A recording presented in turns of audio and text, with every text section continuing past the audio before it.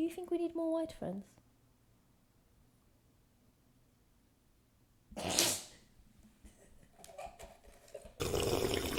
No, actually, a genuine question.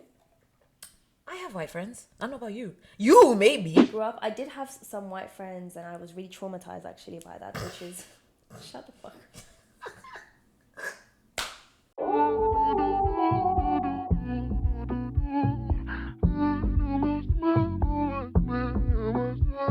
You look pretty. You look pretty. Thank you so much. Welcome back. Welcome back to another episode of This Should Bother You with Pateka.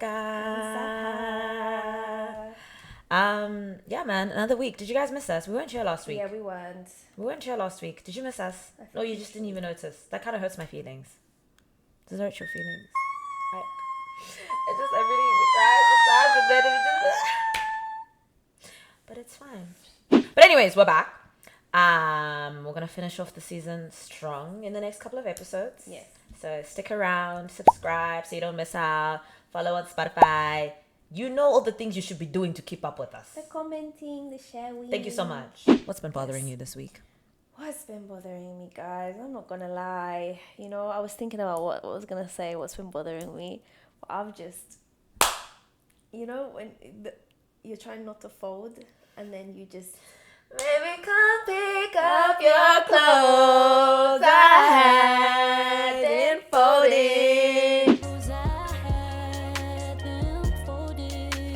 That's you. No, Sahar is the clothes that Kalani was singing about. I folded. How does that make you feel? Powerless. You? Do you know what would be so fab? I mean, depending on how this all turns out, is looking at like our previous episodes when you were speaking about that this is the year of you folding, and now you have folded. So some people who've been with us for a minute might be watching and be like, oh my gosh, improvement. So here's the thing, guys. You know when the energies have to be the same, right? One person can't be folding more than the other person. Does that make sense? That might be the situation. Heavy on might. We don't know. TBD on that. TBD. But it's very consuming. It consumes the brain. It consumes the stomach. Oh, okay. I'm glad you pointed towards your stomach there. Sorry. It consumes a lot of relaxation. Please keep it PG. I really don't like this for myself. You know, there's so many things to focus on in life. Having crushes is really distracting. It's really distracting. It's a really distracting thing. Mind you, I got a visa to apply for. Like, it's very you have things to do. I have things to do. I've got people to see, things to be doing, things to be making. It is well. It won't last forever. It won't last forever. So anyway, moving on. What's been bothering you, darling? You guys know how much I love traveling. It is one of the greatest joys that I have. Is there a problem? Do you have something to share with the class? I think the class already knows. That you don't like when I be gallivanting? No, because it's just like, because you guys know, and I'm just like, really, wow, new information. Hater! We're not hating. It's just obvious. And we know you love traveling. Okay, well, anyways, that's not the point of what's been bothering me. Okay, sorry, What's been bothering me is, obviously, with travel, if you don't have particular passports that other people have, you tend to have to apply for more visas. And can I just say, and I think I even saw someone like say this on the internet, that applying for visas really feels like applying for visas. What can I talk? Take two. Applying for visas really feels like a humiliation ritual. Like, I am begging. I'm actually let me on in. my knees. Let me in. Please. I'm actually begging. And not only that, I'm paying. And I need to schedule the begging. You know, it's organized begging. It's not spontaneous begging. I'm scheduling the begging. I'm paying for the begging. And then I must still show up for the begging and perform and do good enough so that you will let me in. Like, Yes. it's just so draining. It's so draining. This world is all about begging. Unfortunately. And I'm just like, guys, you know, countries that are in power, whether it's this one or Britain or whatever, when you guys were thinking of, you know, okay, let's have better relationships with the global south, whatever, why didn't anyone negotiate less visas for us? Why didn't anyone negotiate? You guys just take for centuries and you can't even just give us free So visa greedy. access. So greedy. It's so greedy. Can the reparations chat involve visa free access, please? Or we must go ban for ban and make it as difficult for them as well. If you marry me, will you get a British passport? Yeah. So you also get British passport. So you want to marry me? Yeah. Guys, I have backup plans. Sorry, Issy, I know I proposed to you yesterday. Issy's here, by the way, guys, helping us. And she's trying not to laugh. I have 2 wives. It's okay to have 2 wives, guys. We're keeping this a very halal marriage. I'm not going to finesse more than 2. Okay. No, it's not No, polygamy. It's not. It's polygamy. It's Islam. Other than the fact that I'm suddenly in a polygamous marriage, that's what's been bothering me, is visa applications. But it is it's going to happen. Everything will be sorted. And by the time we are on this holiday, I would have forgotten all this. You would have forgotten about it. I would not be thinking about this. It'll be in the past. It is well. It's just been really on us this week. What we wanted to come to chat to you guys about is, multicultural friendships. You can see we are multicultural in this friendship, in this household, on this podcast. And I think it's one of the, how do I say this? I think it's one of the things that's special about our friendship, special about our show, and something that other people could probably relate to, connect with. What? Sorry, I just remember we got a comment. Persian one is lovely. No, we got a comment. It was like, this reminds me of the Caribbean or something. Oh! And I was like... Someone commented that, like, they were watching, an episode of us, and they were like, I think our ethnicities remind them of... Trinidad. I think it was Trinidad. Yeah, someone. And we were like, you know what? Shout out. Shout out Trinidad. Shout out. Because there's so many places in this world. I also experienced that when I was in Brazil. I was like, guys, there's actually so many ethnicities in this world. You could never finish them all. No, never. And I think, like, what happens when you travel is also it exposes your friendship circles. Like, your friendship circle is way more diverse than it would have been if, like, you just stayed in Iran your whole life. Same for me. Although South Africa is pretty diverse, but in different ways. It's ethnically diverse, but, like, obviously we are all still Southern African for the most part. It's not like a London where, like, everyone is from everywhere in the world as much, More and more, like, people are immigrating to the country, but it's not as, like, much. It's not as big of a place, So, 100%. Yeah, I think some people kind of overthink. I think people overthink whether or not a friendship's going to work based on how much you're going to have in common. Have you found that, like, when you become friends with people of different communities, do you think about it at all? Or how much we have in common? Yeah. Or, like, do you worry that, like, you're not going to have much in common? Or the thing is, it's so interesting, right? Because there's so many layers to me that I think doesn't exist in every space I am in, right? Like, for example, I think I've spoken about this before, where I'll be in a lot of Iranian communities. And, like, obviously that's, like, my full ethnicity. Like, that's my nationality also, and, like, that's where I am, and, like, that's who I am. So you would expect to feel really comfortable in those spaces, which I do, but there's always something that sounds a bit off, and certain experiences that I haven't had, especially being in America. I think a lot of people stay within their communities, or I just have white friends. I'm not saying all Middle Eastern people or Iranian people in California are like this, but I just haven't seen Iranians be around more diverse groups, which sometimes makes conversations with them about certain things a bit jarring. Especially they don't have a broad perspective on things. No, especially, like, me growing up around a lot of, like, African women, and, like, a lot of brown women, and, like, Southeast Asian women. Like, there's experiences out of being Middle Eastern that I have. There's things that I've learned. So it's like, it's always jarring to me when they don't know something, because in my head I'm like... And again, if you kind of say something that I'm, like, not vibing with or not flowing with, it kind of makes me feel a bit like and then I kind of, like... Have you found yourself in the position where, like, someone from your community would think you're cool with something because you're also Iranian, and then you're like, but actually whoa? Yes. Oh, yes. But actually whoa. Yes. Actually, I don't know if I should... I had an experience recently where I was in a space, and some Middle Eastern women were kind of talking about black men. And kind of be yeah, black men like this. And I don't even know. I just walked into that conversation and I was like, oh. And my cue to go. My cue to dip. This is just not down with the fetishizing. No, it's not nice. And I left very quickly.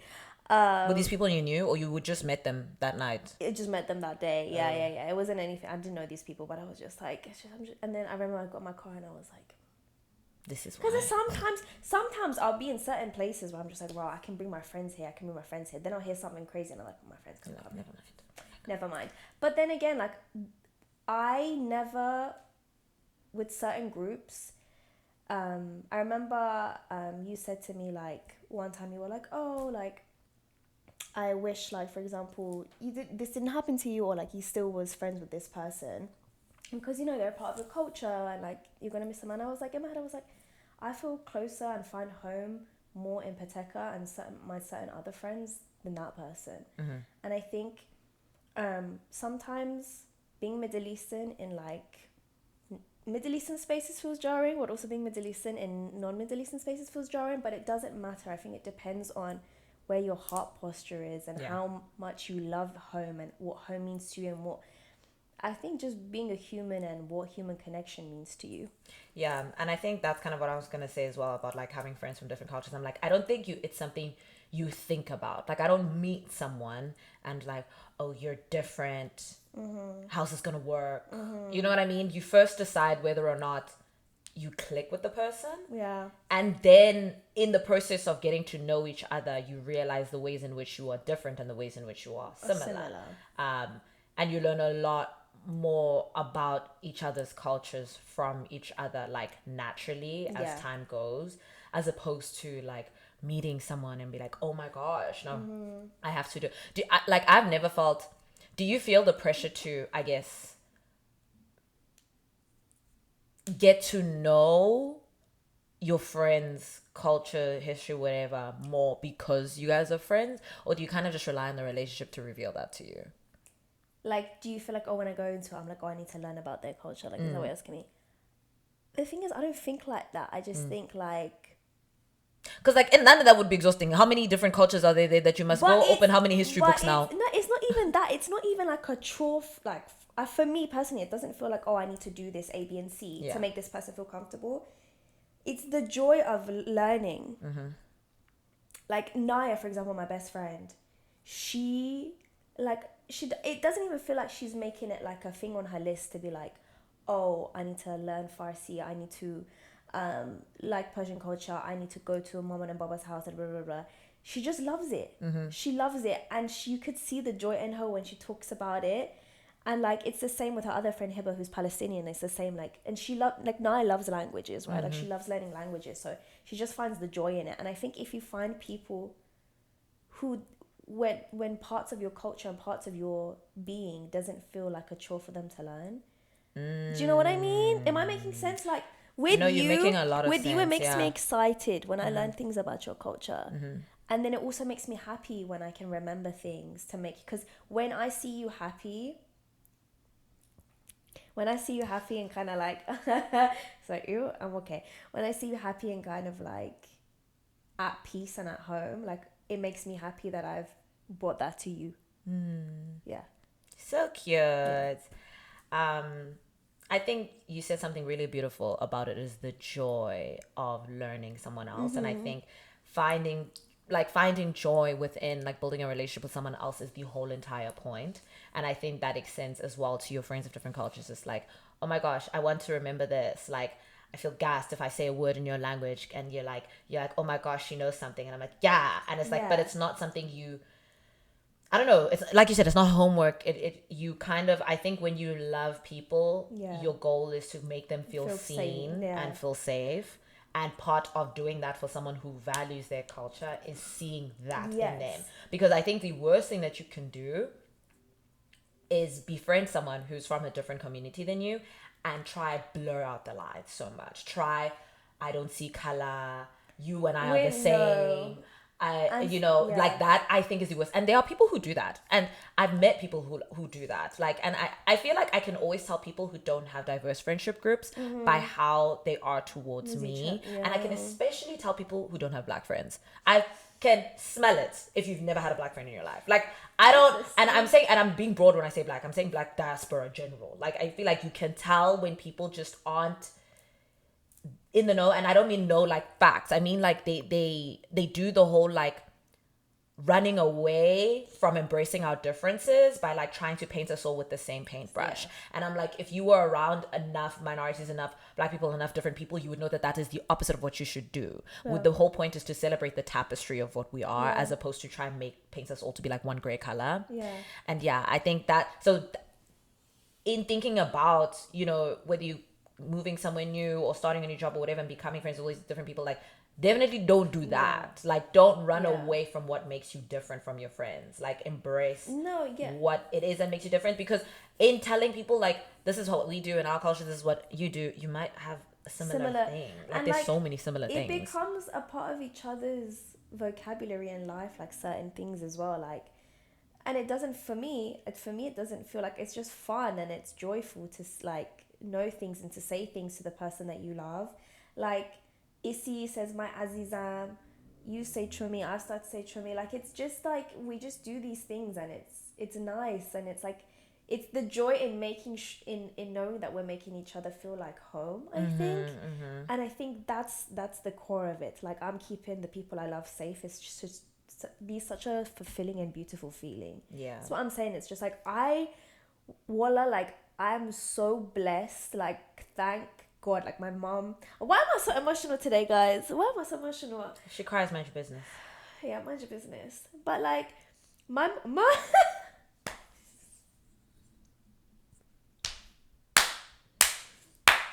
my mom always tells me, she's like, God loves you so much because you have such great friends around you, such good people around you.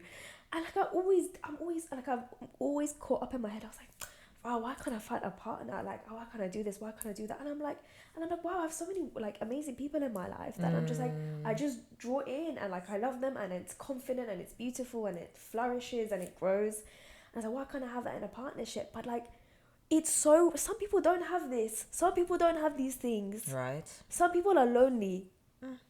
Like, deep hit. That's why I'm like emo, because I'm just like, wow, sometimes we need to actually take a minute. And actually be grateful. We take it for granted that we're able to find such good human beings. Like, friendship, what a concept, man. Like, a whole stranger just came into your life and decided to love you and stick by you. Like, for no reason. You didn't do anything.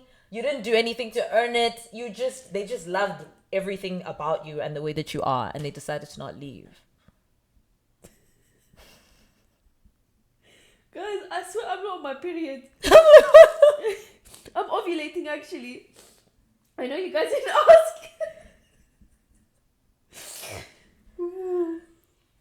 Maybe it's that whiskey drink I had at the end of the night last night. Oh, I don't know. Yeah, it's just so, it's... Like, I remember when I joined the school we went to, she had gone through a rough patch of like trying to figure out friendships and stuff. And then I had just arrived, and I was like grateful enough to even have some of my Iranian girls like in Los Angeles and stuff like that. But I'm just like, raw, like, some of us actually, like, that's something some people are like striving to do, is to have good friendships. And like, to make sure that they have that at some point in their life. Maybe they're praying for it the same way like I'm praying for like a relationship. Do you know what I mean? Yeah. So it's like, be grateful and like make sure you look after your people. Make sure sometimes to go out your way for your people, because they will do the same. Be there. Don't only be there for like the happy times. Be there for the sad times as well. Oh, I was gonna say also, I think another thing about having friends from different cultures is like, the more diverse your tastes are in the things that you like doing, I think the more you're actually going to genuinely connect to different people. Oh yeah. So like, if you only listen to the music from your culture and your people, and you only eat your food and blah, blah, blah, that's perfectly fine. But that's obviously going to limit the people that you expose yourselves to. I think part of why you're able to have such a big like a diverse friendship group, and same for me, same for C, etc. Yeah. Is that like we have a lot of different interests that do. overlap with different people. You know what I mean? 100%. And it's interests you always had, or like you developed before. Like you didn't meet me and start listening to Amapiano, meet us and start listening to Afrobeats, or you know what I mean? Like it's things that were there before. That can just grow more naturally, having been with more friends. You know what I mean? Am I making sense? No, you are making more sense. And it's nice because there's not a lot of people, I think, like us. I'm sure there is, like in the city, but it's like kind of rare. Because obviously, I think there's more of us in like your New Yorks and your Londons. Yeah. LA's 50-50. 50-50. So I think it's like, that's what I'm just saying, like, damn, like, yeah, it's nice when you do have that community and that cultural friendships that like feed into each other. Yeah. I don't even think it's something I deeped that much. Yeah. When I moved here, because I'd say like growing up, my friendship circles were South Africans. Yeah. Because I was surrounded by South Africans. But South Africa does have a lot of different ethnicities. So I'd say most were Black South Africans, but it wasn't just only them. You know what I mean? Rainbow Nation. Gosh, Rocky Rainbow Nation. Yes. But yeah, so I'd say like, yeah, like core group was still like pretty much on predominantly Black South Africans, but I had friends from other races as well. Obviously, I grew up in a diverse school and whatever. And then I traveled quite a bit. And I think also like my parents, like taking me on trips and stuff, but also they themselves having such diverse social circles also influenced my social circles, because obviously when you grow up, you hang out with your parents' friends' kids as well, or like you just see the world through their eyes as well, so it kind of like expands your worldview in that way. So that when you do travel and you do meet people who are from different communities, you already have common ground with them, whether it's food or a place you've both been to or a book you've read or course that you've studied. You already have some sort of common ground that a friendship can bloom. You're not like intimidated by the idea or like closed off to the idea that you could build community with people who are so different to you. Yeah. So I think that kind of like shaped my perspective to the point that when I moved here, I didn't overthink it that much. I was just like, I'll be friends with whoever I connect with, kind of a thing, you know? And I think I bring myself to whatever relationships that form, and like some of them went well, some of them did not go well, but eventually you end up finding the places and the spaces that feel safe. Yeah, you're supposed to be in. Yeah. 100%. Do you think we need more white friends?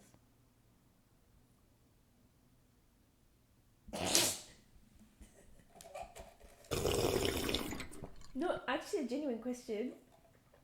I have white friends. I don't know about you. You, maybe. I have white friends. I feel like I should. I've made one white friend recently, and I was like, I can't believe this is the first. By the way, he's amazing. He's actually my colleague, and he's such a lovely human being and so amazing. What a great brain. What a great man. Yeah, he's fab. Maybe you need more. But I'm like, no, because there's... Okay. But also, can you imagine seeking out friends, be like, guys, I need to diversify my circle. I don't have these boxes. Hello, do you fit the requirement? Are you from, are your family members what? Are you from the Caucasus Mountains? Okay, yeah, Caucasian. We can be friends. I need more Caucasian. That is Caucasian from the mountains of Caucasus. No, because I was just talking about this with two people that I know, and like I was just talking to them, I was like, damn, I never had white friends like that. That's crazy. Like I don't, and I'm just like, and also like I don't know some of the Caucasian banter, and like I want to know the Caucasian banter, and specifically American Caucasian banter, because I want to be like, yeah, that one. I don't know if I know American Caucasian banter, but I do know a lot of Caucasian banter because I did go to private schools all my life. What is that like? It's like you go out and you hear Sweet Caroline start to play and you know the lyrics. That's Naya. It's she loves that's 100%. Like exactly. We know exactly what's happening. It's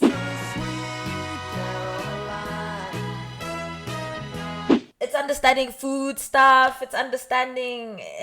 It's knowing the trends, even sometimes, even the hair trends. It's knowing more than you ever need to know. Quite frankly, that's what it is. It's knowing more than you need to know. It's also like clothes, like different communities like gravitate towards, like, you know what I mean, different clothes a bit more. I mean, my white friends are they're not that many, but the ones that I do have are South African. And do I have white American friends?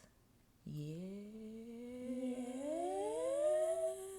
Sorry, I'm thinking a lot because guys, LA, like, a lot of communities are mixed. Do you get what I mean? Yeah. And also, like, whiteness is very 50-50. Like, you'll think someone's white and then they're actually Latina, or you'll think someone's white and then they're actually half Middle Eastern, or you'll think someone's white and then they're Italian, which is Caucasian. You meet but Asians, if you tell them they're white and they'll be like, no, literally, when you meet Asians, you meet Middle Easterns, and they're like, and they look white. Yeah, exactly. And I'm like, exactly. So let me go. If I'm being very simplified, according to like my parents' generation's definition, 100%.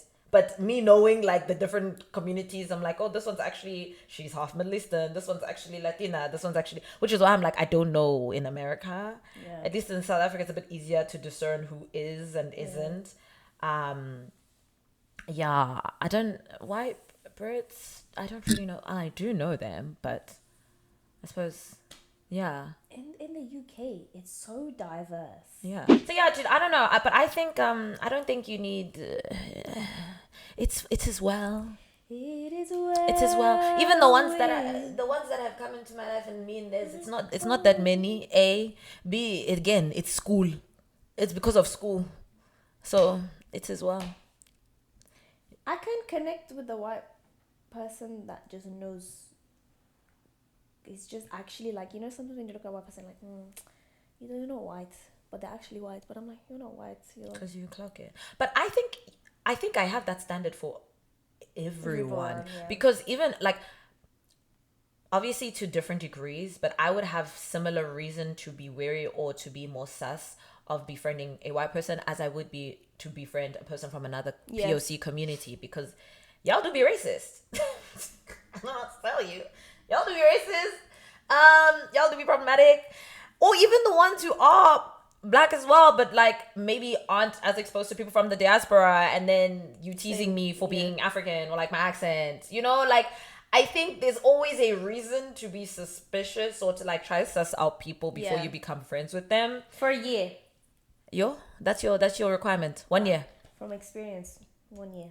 And then if they pass the year, then you're like, okay, we can be friends. Then you allow them into your life. Yeah, I think that's a good one. I don't know. I feel like, yeah, suss how safe you feel around them as well. Like if you're befriending people from like different communities, also suss out how your friends vibe around them. I feel like when you bring your friends around us, that's probably your threshold of testing, like if that friendship was going to last. You're like, because because obviously we live together, so I know her friends. And she'll come home and like I'll start hearing the same name like a couple times. I'm like, okay, this one is now no longer a guest star. They're now a recurring character. Maybe I should start paying attention. And then it gets to a point where you're like, should I meet this recurring character? And she's like, no. I still need to suss them out. And then I'm like, so once you met me, then it's like her process of like, okay. No, well, it's actually like you have to. Well, I'm telling you, like with people in California who are non-black or like non-African, like sometimes they don't understand things. As I'm not going to bring that around my love. I want my love to have safe experiences in her own home. So hence why I would be doing that. Yeah. Don't be strange. I think that's another thing we haven't said enough about having a lot of different friends. Just don't be strange. You don't have to be perfect. We're very imperfect. We make mistakes all the time. Don't try and impress. Don't be weird. Don't say weird stuff. There's no need to, show off or impress or, prove that you know a lot of information. Because you don't. Yeah. I don't. Because like, yeah. Middle East, Dubai.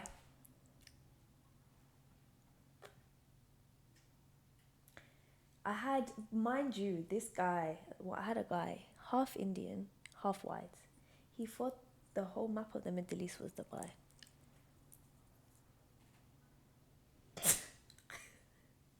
What? So all the others? It was just combined, in all of everything was combined. So everything was. So he thought like All the way Saudi, from Abu Dhabi, Iraq, they all Saudi, fall Oman, as part of Dubai. Lebanon. So Jordan. Dubai was the region. Yeah, including Egypt. The Egypt that's in Africa? Yes. Okay. Because I did the MENA region. So I did North Africa, the Middle East. Ask questions sometimes. Sometimes ask. Sometimes maybe don't. Don't say because you might say wrong. No, because also it's okay to take geography classes. Sometimes Google a map. Google a If map. you meet Print a someone map. like who did I meet from the region that I didn't know? It wasn't Kazakhstan, but it was Tajikistan. It wasn't that one, but it was one of them that's like Eastern. It's an Eastern European sounding name that sounds like it could be in the Middle East, and I think it sounds like Uzbekistan. it might be. But one of these stunts, what did I do? I whipped out my cell phone and I Googled. Because I'm not going to try pretend that I know everything. I Googled the region. I said, okay, this one is Eastern European or this one is... Fantastic, now I know. Imagine if I went up to them, I'm like, yeah, I also have Middle Eastern friends. If they were Eastern European, I would have sounded really stupid. Where do we go from here? Yeah. I'm not even gonna add to this conversation knowing different parts of the African continent. Like I'm bored of this topic now, guys. It as well. Know what you know. Ask questions. Like Google is free. Google is free. Don't be afraid to try new things. Yes. Don't be afraid to try new things. Don't be afraid to try new things. Try new foods. Try new parties. Music. Expand your music. Expand what you're reading. Art. You get what I mean? Like, that's the only way you're gonna have like an authentic exchange with people of different cultures is if you like are as willing to receive as you are to give. Like if you look at in our house, we have a little tea section. We both have our own tea baskets, which is hilarious. And they are mixed with teas from so many different parts of the world. Now, if you're not down to try new things, how are you going to discover all these teas? Yes, exactly. Sahar wants us to do a TikTok of our spices talking to each other in different accents. Have you seen it, Issy? I know you've seen it. It's going to be so funny. If we do I've seen one. It was like, one was two British people fighting. If I don't get my fucking whatever. Then the next one was a Jamaican song for the Jamaican spices.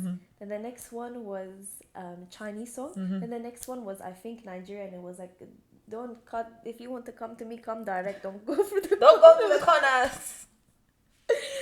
We'll do one. Follow us on our TikTok so you can see when we eventually record. We need to post more on TikTok. These spices cussing out in different languages. We do need to post more on TikTok. We need to post more, period. We're just girls. We need to post more, period. But we will. So what in you has made you be like, actually, I'm okay with me here and now, and I don't need to, even though maybe I might not have as many friends as I'd want or be in the spaces that I'd like to be in, I'm okay in. I've gone to predominantly white schools all my life. So it was practice.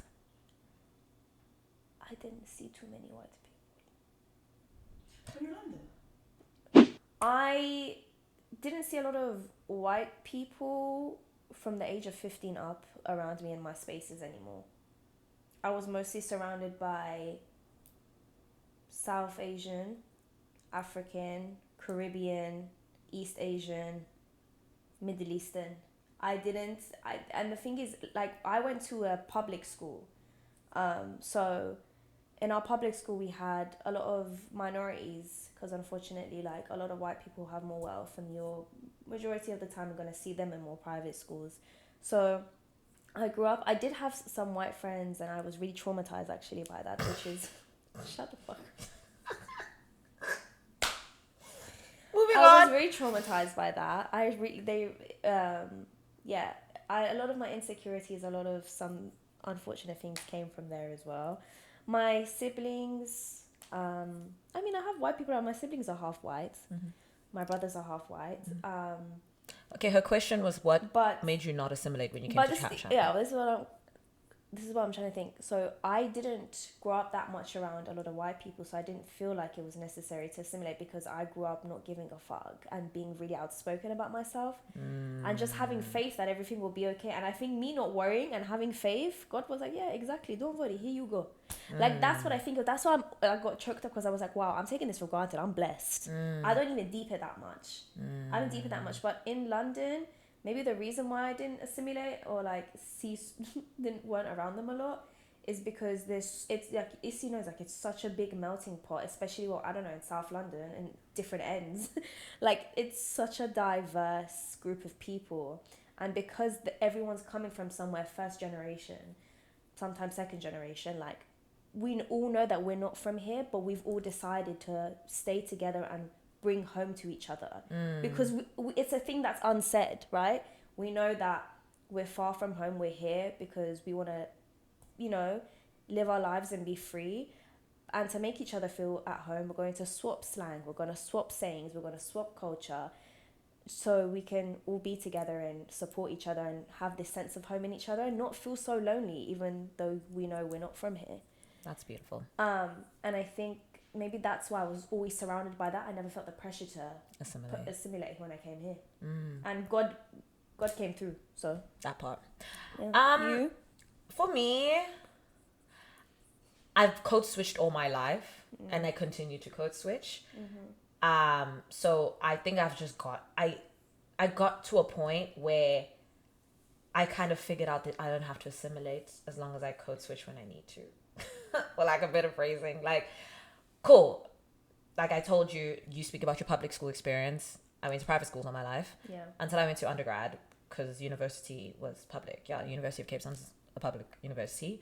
One of the top universities in the African continent. But so I grew up very much in very white spaces. And obviously when you're growing up, there's definitely assimilation that you do. You want to go to swimming and come out with like straight hair like the other white girls, which is never going to happen. You want whatever little things, whether it's like the clothes you wear, the way your hair is, etc., the way you even speak.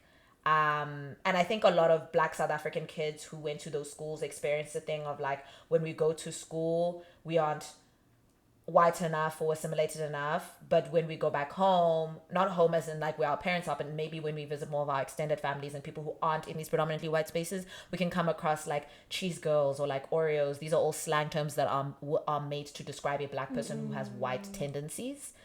And that's what they call white tendencies, is because we speak English like this. You know what I mean? The way in which we sound, even when we do speak Sesotho or Xhosa or whatever your language is, it might not sound, your pronunciation might not be as perfect as abantu baselokishini, or like people who grew up more in like the locations or the townships, etc. Or so you experience that, right? You go through your whole life of like navigating all these different spaces, and it takes years for you to discover how to show up fully as yourself in all of these spaces. And I think it's just getting older that teaches you like, okay, cool. When I'm at school, this is how I vibe. When I'm at home, this is how I vibe. When I'm with my family, this is how I vibe. And the more confidence you have in the fact that you are constantly showing up as yourself, even though you might not be as good enough for any group of people, the better you'll feel about it, and the way you won't just feel pressure to assimilate when you go to new places. So by the time I had moved to America, I was well versed in like navigating different spaces, navigating spaces that are predominantly white, navigating spaces that are predominantly Black, navigating spaces that are predominantly African. And the way in which I show up in all of these places is not necessarily the same, but at the core of it is always me. Like the core of it is always me. So I think that's how I navigated not feeling the pressure to assimilate as much. I'm not gonna say I didn't feel it at all. Like there was definitely a moment where I moved here and I was like, everyone does almond shaped nails. Everyone likes matcha. Everyone likes, and you explore these things because you're in a place where everyone's doing them. And I was like, oh, maybe I'll like this shape of nail. And like sometimes I do it, sometimes I don't, but it's not like my thing, you know. We do like matcha. We literally have matcha right now. That I feel like is a bit of assimilation. Do we like almond? Me personally, no. I like it depending on like the nail length. I don't have it right now, but it just depends on my nail length. But the short almond situations, I don't see a point in. But anyways, I digress. So I think moving here, I was just like, there's no point really, because I'm going to struggle to find the right kind of community if I'm constantly trying to be like someone else. Yeah. Instead of just showing up like myself. So I think that's part of it. And I think that's how you end up finding the right people to be in community with. It's like, dip your toe in, discover what these people are like, and maybe if you can gel with some of the things, but don't put yourself under the pressure to assimilate to this environment for long. Give yourself 6 months. But then like when you start doing things that don't feel like they're you, then just like take a step back. But yeah, I think that was a good question. Did you dip your foot into my water?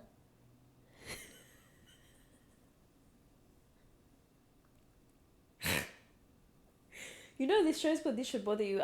Every day I'm just bothering Pateka.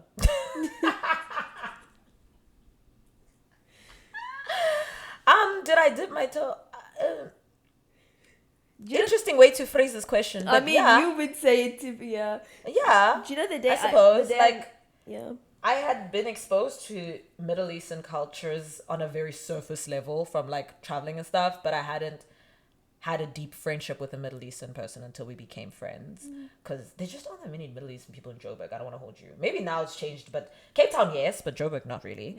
So yeah, like I feel like our friendship made me get to know like Iranian culture more than I otherwise would have. You know what I mean? So yeah. Yeah. Also, I knew I had collected her as a friend when she came to my house, and I was on a phone call and she got really upset and then left my house. And then... Why did that tell you that we were friends? Because you cared. And I was like, oh, she wants my time. She wants my attention. Thank you for joining us for another episode of This Should Bother You. Don't forget to do all the things that we already said at the beginning of this episode. Subscribe, comment, like, share, Spotify, YouTube. Yes. Follow some socials, all of it. Find yourself some multicultural friends. You found a multicultural show. You're already on your way. Exactly. Love you guys. Bye. Bye.